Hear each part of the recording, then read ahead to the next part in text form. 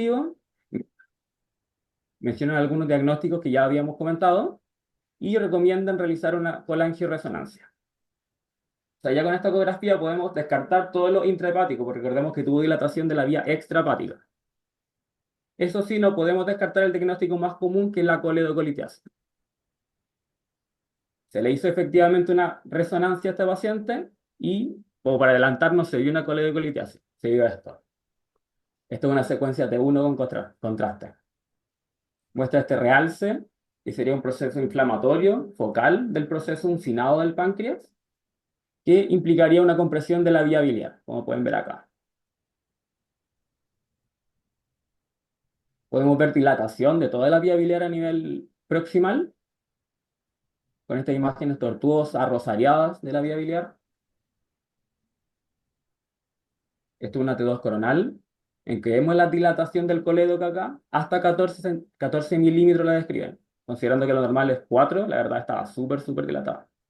Y podemos ver aquí la estrechez, que sería justo a nivel del proceso uncinado del páncreas. Y aquí en una secuencia con la angiográfica podemos ver la dilatación de toda la vía biliar.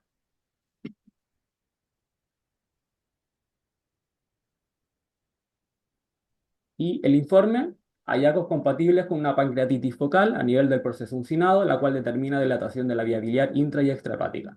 Considerar un origen autoinmune. Como vamos a mencionar un poquito más adelante, la verdad, con estos hallazgos de una pancreatitis focal en este paciente, era muy, muy sugerente que sea un origen autoinmune. Se realizó entonces interconsulta a los equipos correspondientes y se decidió primero solicitar un EGG4, por las razones que vamos a mencionar un poquito más adelante cuando hablemos de la patología. Cabe mencionar que entre este proceso en que se aprobó el examen, en que se tomó, elevó la lipasa, antes no la tenía elevada, alcanzó a elevarla a 550, así que se apuró bien la toma del EGG4 y se decidió partir con pulso de metilprednisolona, 40 miligramos al día, por 5 días. Luego, tras la vía oral, se manejó el prurito con recincolestiramina, 12 miligramos, y protección gástrica con omeprazol. Afortunadamente, la paciente evoluciona de forma favorable al quinto día ya con disminución de la bilirrubina a 4,9 y disminución de la lipasa. Así que se decide dar de alta ambulatorio con un diagnóstico de ingreso de pancreatitis autoinmune. La evolución ambulatoria vamos a mencionarla al final, para que haya un poquito de sorpresa.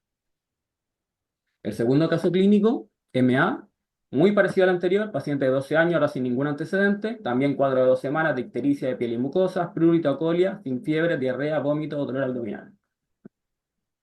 Al examen físico solo destacaba una ictericia de piel y mucosa sin ningún otro hallazgo. Exámenes de laboratorio, bilirrubina de 12, predominio directo, amilasa y lipasa normal y todo el resto de los exámenes normales, transaminasas, GGT, FA, parámetros inflamatorios, hemograma, todo normal. Y en este caso, en la urgencia, decidieron tomarle en vez de una ecografía un TAC con contraste, en que se veía esto. Este aumento de volumen con realce en la cabeza del páncreas con aspecto de una pseudomasa, la describen en el informe. Y entre paréntesis, pancreatitis focal, que determina una dilatación de la vía biliar. Decidieron complementar el estudio con una resonancia, en que se vuelva a ver esta masa de borde definido de 4x3 con un realce heterogéneo y que implicaba una dilatación de la vía biliar a nivel proximal, como pueden ver ahí. Justo la compresión estaba a nivel de la cabeza del páncreas y a todo nivel proximal estaba todo dilatado.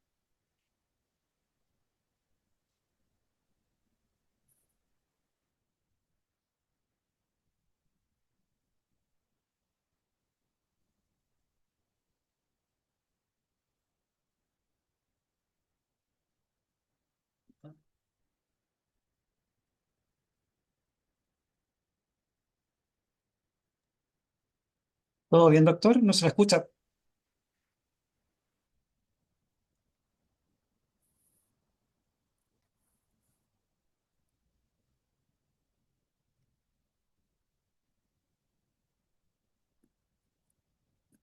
No se escucha.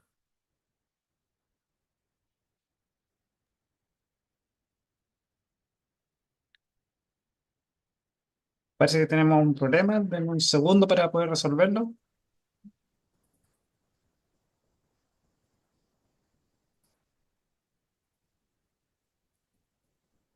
Parece que se perdió la señal. ¿Ven?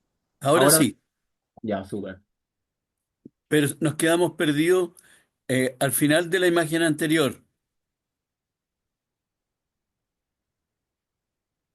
Exactamente en eso. Lo último, nos llegó el informe de la resonancia que mostraba hallazgos descritos que podrían estar en relación a una pancreatitis autoinmune IgG4. Sin embargo, y esto nos complicó un poquito el diagnóstico, no descartan que hay un proceso proliferativo. Y ahí como entra la duda. ¿Podemos tratarlo con corticoides o no? Sin descartar un proceso proliferativo. Realizamos la interconsulta correspondiente a gastrohémato. La verdad, también lo conversamos con las radiólogas del hospital. Nos comentaban que era muy sugerente a una pancreatitis autoinmune, más que algo tumoral. Igual le pedimos marcadores tumorales que estaban todos negativos y ya con esa tranquilidad y con la IgG4 tomada decidimos partirle con prednisona, 40 miligramos día. Y la R5-lesteramina, que es algo más sintomático por el prurito. Y al igual que la paciente anterior, evoluciona favorablemente ya a las 72 horas, o sea, mucho antes que la anterior, una bilirrubina en descenso, 3,8. Así que se decide el alta, con diagnóstico de egreso también de pancreatitis autoinmune. Diagnósticos poco comunes. Doctor, ¿puede Andrés, por favor, ponlo compartirlo? en modo pantalla, no lo tienes como presentación.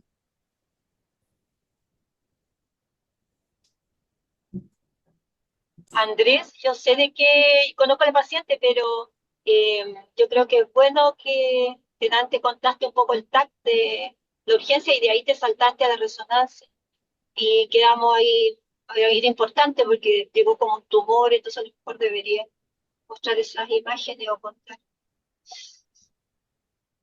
O sea, el segundo paciente, me parece que hablé de las imágenes, del TAC y la resonancia. ¿O quería que comente algo más, doctora?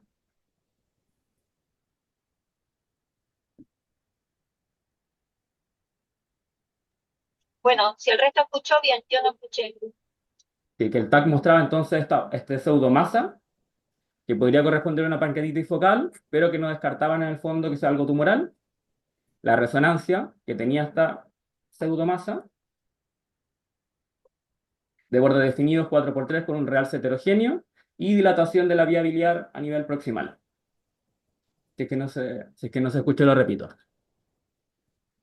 Y el informe con hallazgos descritos en relación posiblemente a una pancreatitis autoinmune, pero sin descartar proceso proliferativo. Entonces, como mencioné, lo tomamos unos marcadores tumorales que estaban negativos, ya con esa tranquilidad iniciamos tratamiento con corticoide y evoluciona de forma favorable. Y ya con diagnóstico de pancreatitis autoinmune se decide dar de alta con bilirrubina ya a la baja. La evolución entonces ambulatoria vamos a mencionarla al final. Pero hablemos un poquito de qué es esto, qué es la pancreatitis autoinmune.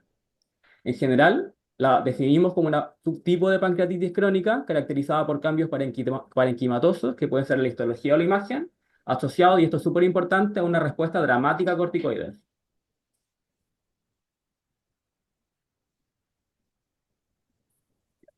¿Se ve ahí mejor? No estaba en modo presentación, parece. Sí, se ve bien. Ya, no sé qué, no sé qué está pasando con la logística, pero ahí creo que se ve bien. De forma clásica en adultos se clasifica de dos tipos. Pancreatitis autoinmune 1, la describen histológicamente como linfoplasmocitaria y súper importante con IgG4 positivo. Y la pancreatitis autoinmune 2, que es IgG4 negativo. Esto es importante porque cuando ya tienen IgG4 positivo, es importante descartar otras patologías autoinmunes asociadas, que puede estar asociado, no sé, a compromiso renal o compromiso de las glándulas salivales. El problema es que en niños no tenemos tanta información a diferencia en adultos. De hecho, solo hay una revisión sistemática que incluye solo 48 casos, y esta es la revisión más grande. 30 sacados de literatura, 14 de un grupo de cohortes de Inspire, que es un grupo norteamericano, y 4 en un grupo de cohortes CUSL, que es un grupo francés. Esto es como lo máximo que tenemos en información de pancreatitis autoinmune, 48 casos. Puntos clave, parecieran compartir más características con la pancreatitis autoinmune 2, en el sentido que no son IgG4 positivas, pero también tienen diferencias importantes en presentación clínica, radiológica y perfil inmunológico, que vamos a mencionar como previamente. La epidemiología, igual, súper importante mencionarla, que es rara, solo corresponde a un 4% de las pancreatitis crónicas, pareciera ocurrir principalmente en adolescentes con una edad media de 13 años y no tiene ningún predominio étnico o de sexo. En las revisiones sistemáticas, el síntoma más frecuente fue el dolor abdominal, Igual es importante mencionar que nuestros pacientes no estaban con dolor abdominal, pero el síntoma principal en la literatura era el dolor abdominal. Y también es importante, el 50% de los pacientes presentaban una ictericia colestática. Pérdida de peso ocurrió alrededor en un tercio de los pacientes, siendo más frecuente que en los pacientes adultos, y el resto de los síntomas un poquito en menor frecuencia, como náuseas, vómitos, fatiga y alteración en el patrón defecatorio. Entrego ahí la presentación a mi compañera.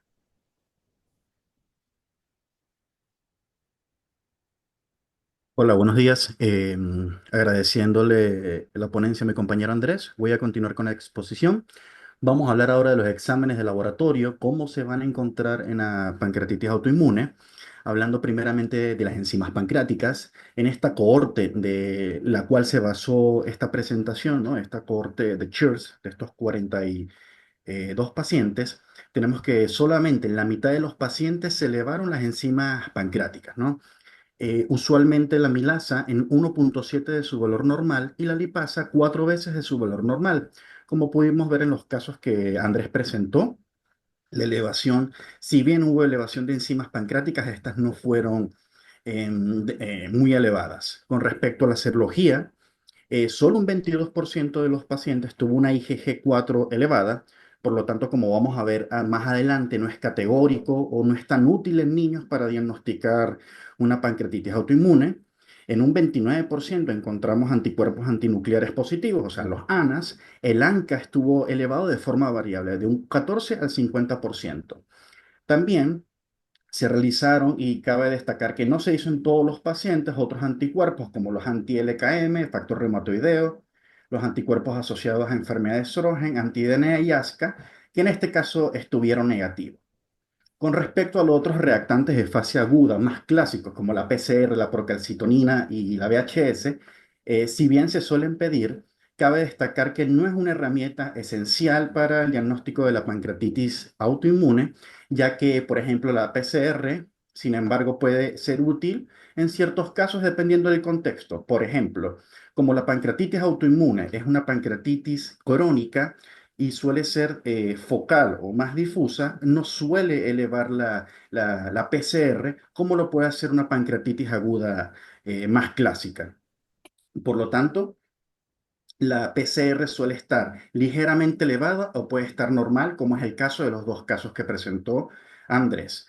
Con respecto a la procalcitonina, esta suele indicar una infección bacteriana. Por lo tanto, si es que se eleva, se debiese pensar de alguna sobreinfección bacteriana, como por ejemplo sepsis o una pancreatitis necrosante, ¿no?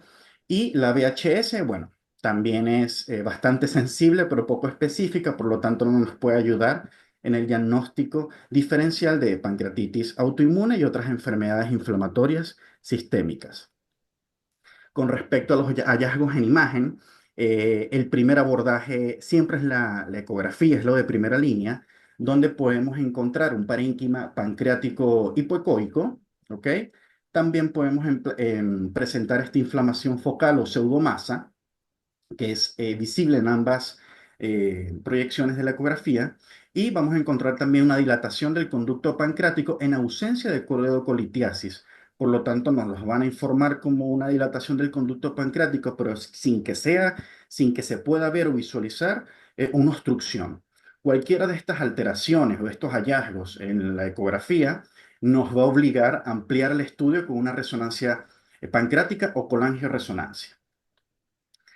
Acá tenemos, en el caso de la colangioresonancia, es importante que en este cohorte, en este estudio Cheers, más de la mitad de los pacientes presentaron alteraciones, 53% un agrandamiento focal, el 30%, un tercio de ellos, un agrandamiento o pseudomasa, ¿ok?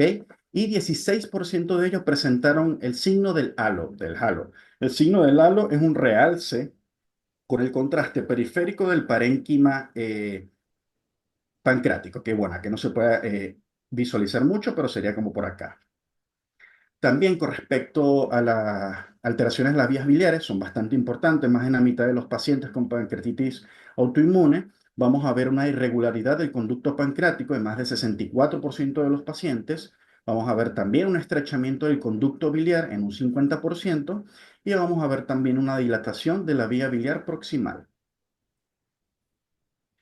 Con respecto a la histopatología, como vamos a ver más adelante, antiguamente era la punta de la pirámide para diagnosticar pancreatitis autoinmune. Sin embargo, con el tiempo, como vamos a ver, el abordaje de esta patología ha sido más bien de quirúrgico a médico, más conservador. En esta cohorte Cheers, en estos 42 pacientes, no se hizo estudio histopatológico en todos los pacientes, pero en los cuales se hizo, se encontraron los siguientes hallazgos. En un paciente se encontró un infiltrado linfoplasmocitario. En dos pacientes encontramos infiltrados granulocíticos en el epitelio del conducto pancreático y en tres pacientes se encontró fibrosis del páncreas.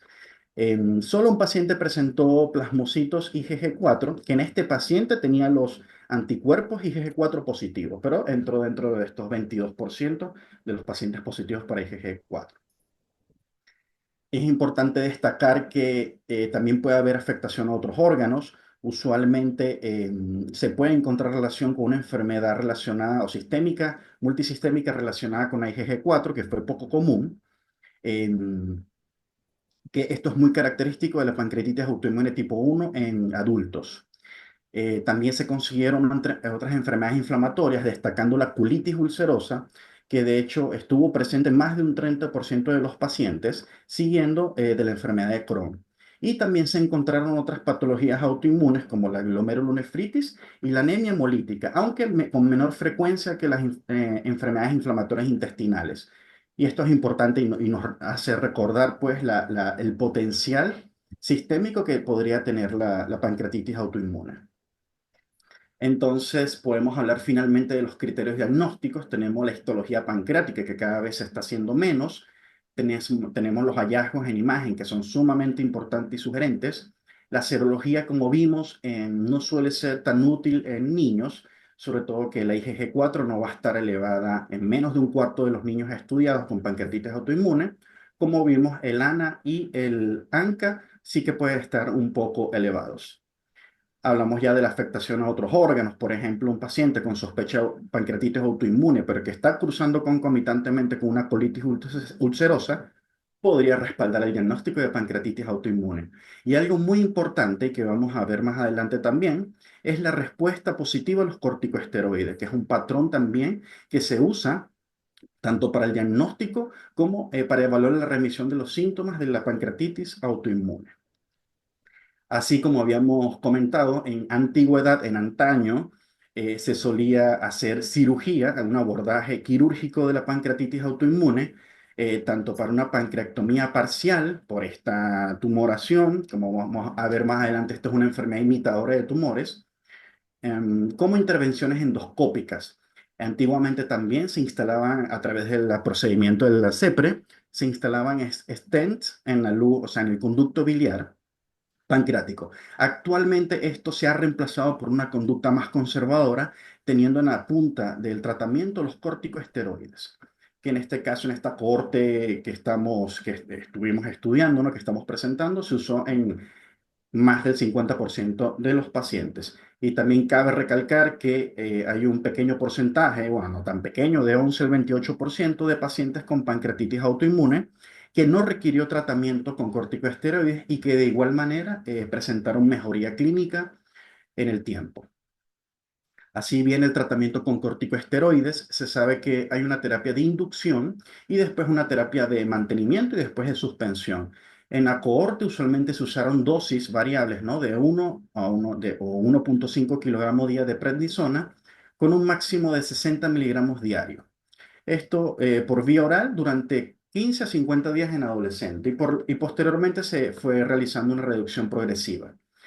La duración del tratamiento varió significativamente entre los estudios clínicos de la cohorte. La respuesta clínica, pues, en 29 pacientes estudiados tratados con corticosteroides, 27 tuvieron buena respuesta a corto plazo y un 17%, 8 pacientes no recibieron corticosteroides. Sin embargo, presentaron mejoría clínica. Entonces, vamos a hablar ahora de la recurrencia y las complicaciones. De 39 pacientes estudiados, o sea, de 39 pacientes, 17% de ellos, es decir, 8, presentó una recurrencia. En estos pacientes y 2 de ellos, es importante que se usó el tratamiento de micofelonato, pero claro, esto fue ya con valoración multidisciplinaria.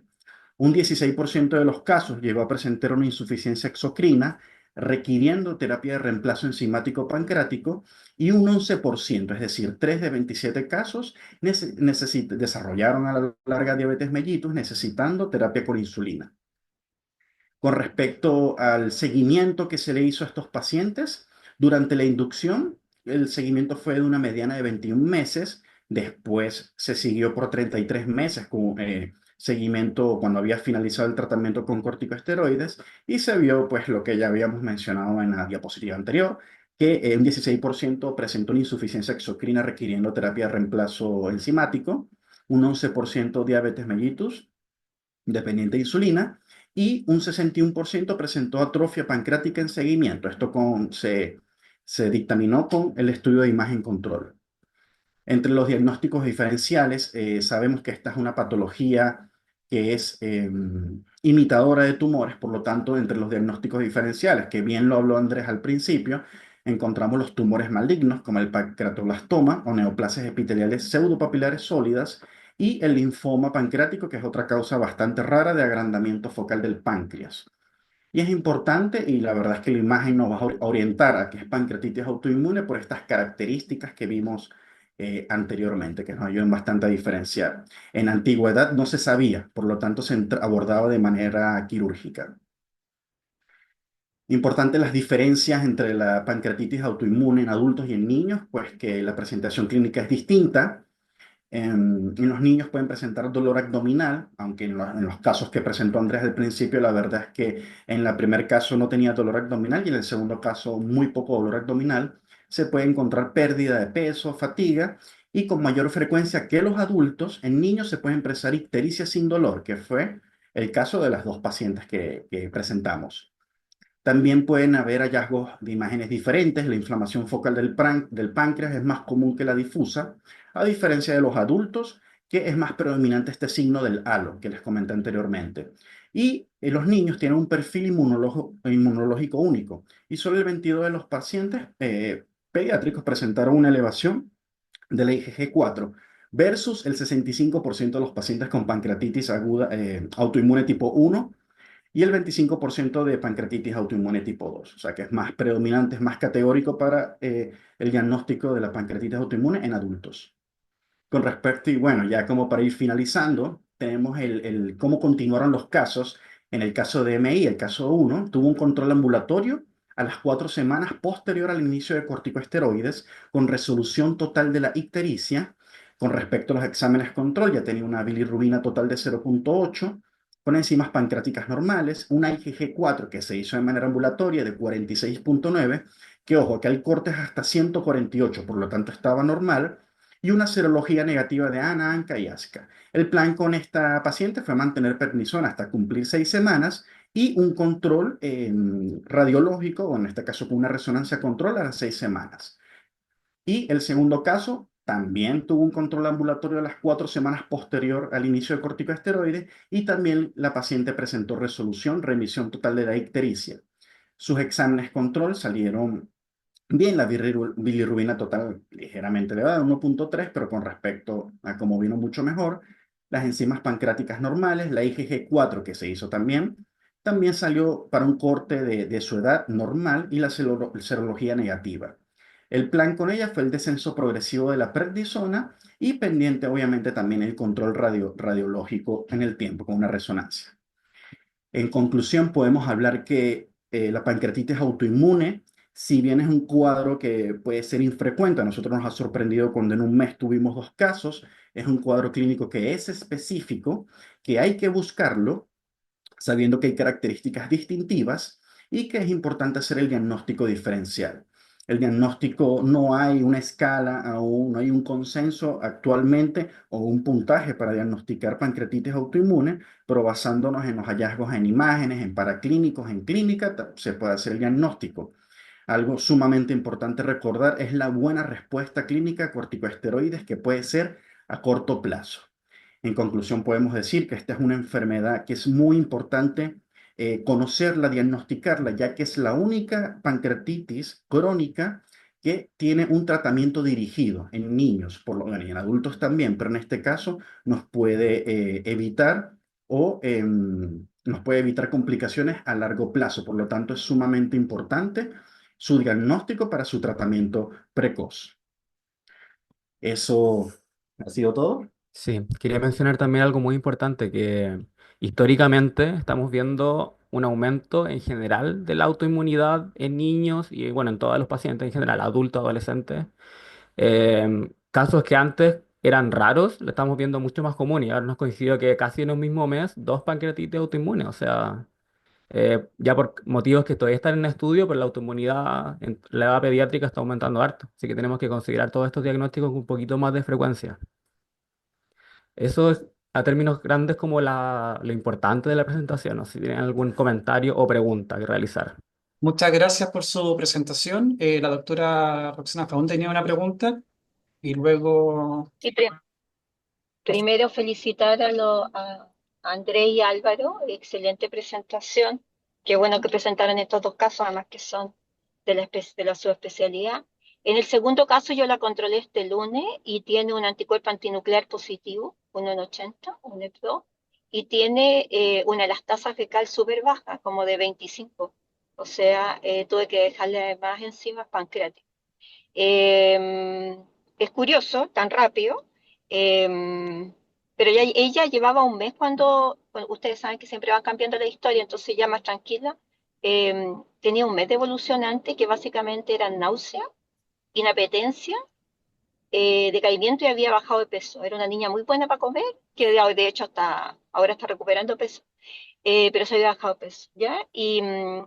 Durante la hospitalización tuvieron que usar el laxante en esa niña por estreñimiento. Entonces, no sé si eso puede haber sido un signo de la insuficiencia pancreática que puede ser. Así que le dejé terapia de sustitución este lunes.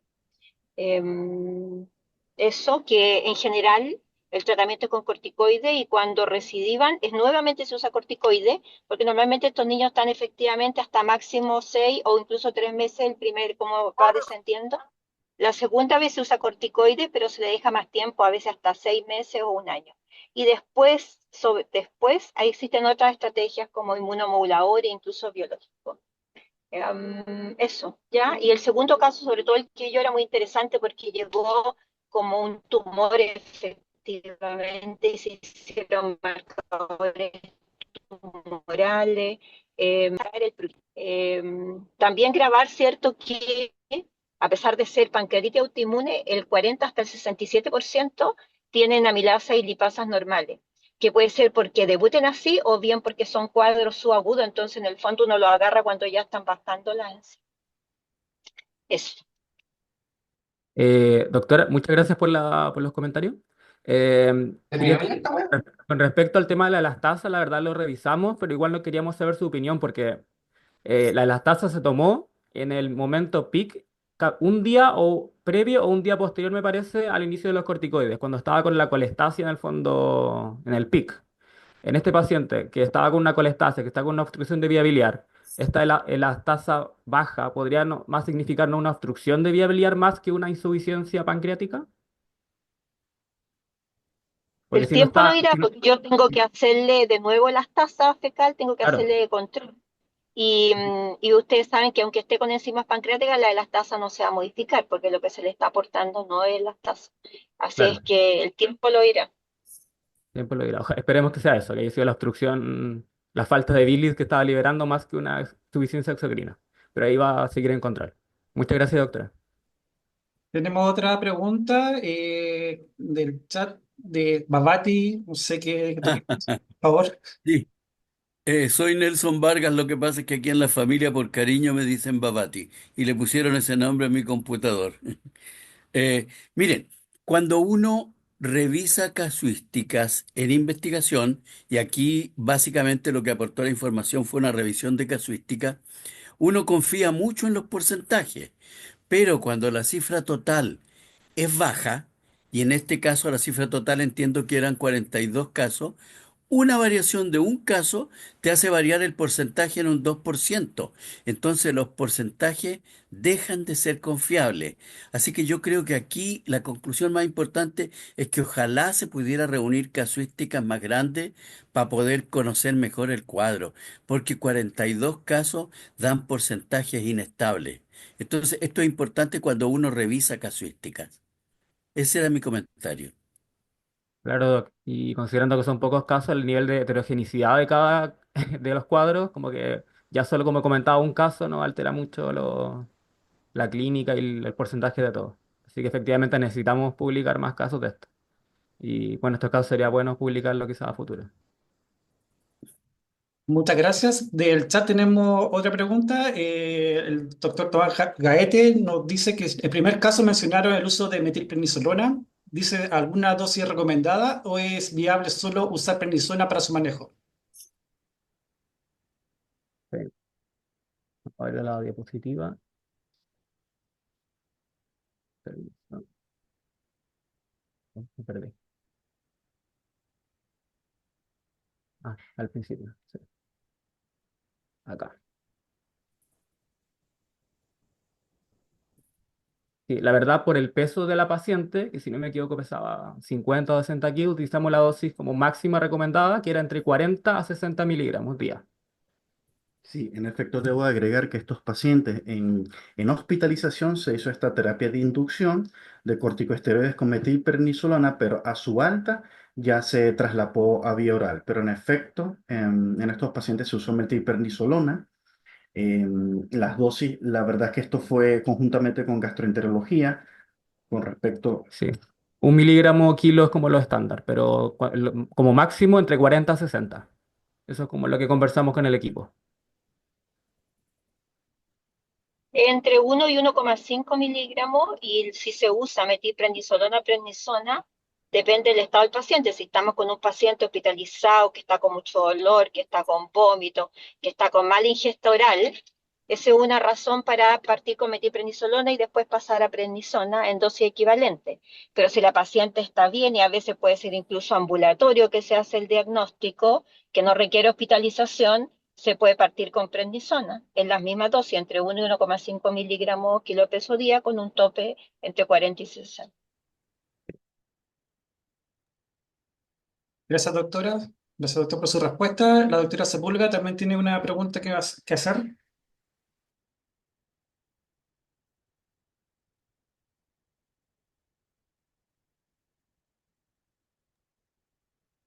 Doctora Jimena, ¿o qué tiene ese computador?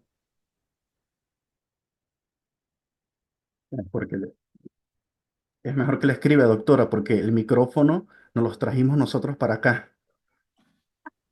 Mira, mientras escribe la Jimé, quiero felicitarlos, la verdad.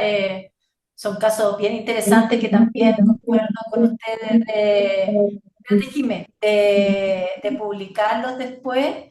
Y yo los felicito porque la verdad es que son casos complejos y ustedes están empezando en la beca y los pudieron sintetizar muy bien. Jimé, Muchas ahora gracias. sí, apareciste. Ya, ahora sí, fue mi celular. Básicamente, felicitar a los dos jóvenes médicos que fueron muy entusiastas en preparar la presentación.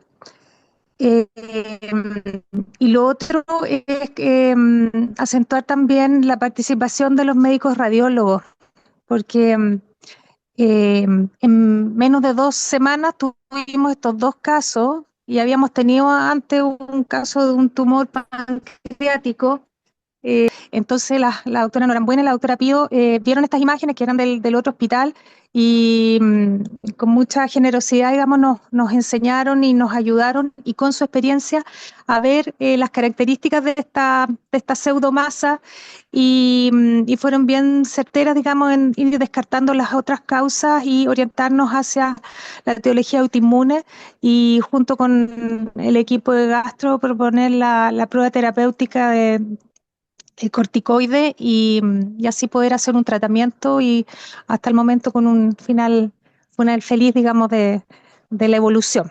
Así que eso quería decir. Y gracias, doctora. Efectivamente, esto fue un manejo totalmente multidisciplinario y las radiólogas en particular nos ayudaron un montón para definir definir ya el cuadro clínico. Particularmente la doctora Norambuena me ayudó a elegir las imágenes más características del cuadro. Así que, como quería agradecerle a ella como en ese aspecto. Y es súper importante ese apoyo a los radiólogos en este caso, porque el diagnóstico es en base a eso. Eso y la respuesta dramática a los corticoides. Entonces, eh, los tres conceptos en el diagnóstico radiológico son un agrandamiento segmentario que habitualmente es de cabeza, un aspecto salchichado del páncreas cuando hay este realce y una vía biliar rosariada porque se producen zonas de compresión y otras de dilatación. Si uno está frente a eso, tiene que pensar en pancreatitis autoinmune. Muchas gracias. La doctora Rivera y la doctora Ladino mandan sus felicitaciones. Si no tiene más preguntas, dejamos por terminado la presentación. Muchas gracias por su asistencia. Muchas gracias, muy amables.